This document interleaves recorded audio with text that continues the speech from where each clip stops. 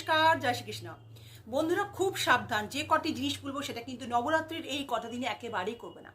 কি করবে না? প্রথমতেই কিন্তু এই 9টা দিন কোনোভাবেই কিন্তু তোমরা সহবাস করবে না। এটা কিন্তু সম্পূর্ণভাবে যোগের সময়, ভোগের সময় না। অতএব কিন্তু এই কথাটা ভীষণভাবে মনে রাখবে যে এটা সহবাস করার সময় না।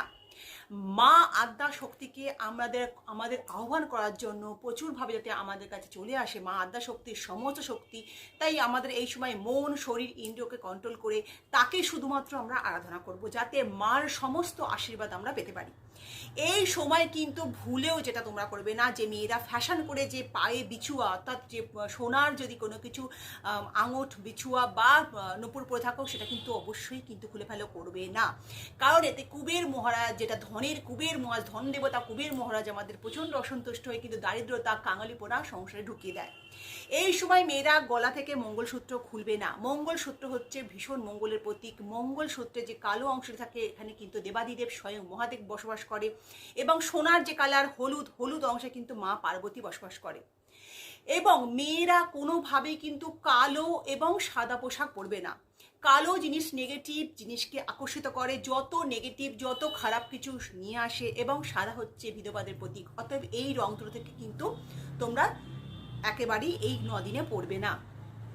এই সময় কিন্তু অবশ্যই যেটা করবে না, ছেলেরা নখ, চুল, দাড়ি এগুলো কাটবে না, এবং চামড়ার কোনো জিনিস ব্যবহার করবে না, এবং আমিষ খাওয়া বন্ধ রাখো। মাছ, মাংস, মদ এগুলো কিন্তু খাওয়া যাবে না। এই সময় যেটা আমাদের হয় সেটা হচ্ছে মা আদ্যা শক্তির, আমি বলছি আবারও কিন্তু বললাম, মা আদ্যা শক্তিকে আমরা খুব প্রচুরভাবে আমরা কামনা করি, যাতে মা আদ্যা শক্তি আমাদের কাছে আসেন, শক্তি দেয়, আশীর্বাদ করে, বুক ভরা ভালোবাসা দেয়। তাহলে কিন্তু এগুলো অবশ্যই করা যাবে না। কিন্তু কতটা মানি আমরা, সেটা আমাকে কমেন্টে বলো তো। এটা কি সত্যি ভোগের সময় না যোগের সময়? কমেন্টে আমাকে অবশ্যই বলো। আমার মনে হয় ভিডিও খুব কার্যকর, যে তোমরা নবরাত্রিতে কি কি করবে, কি কি করবে না।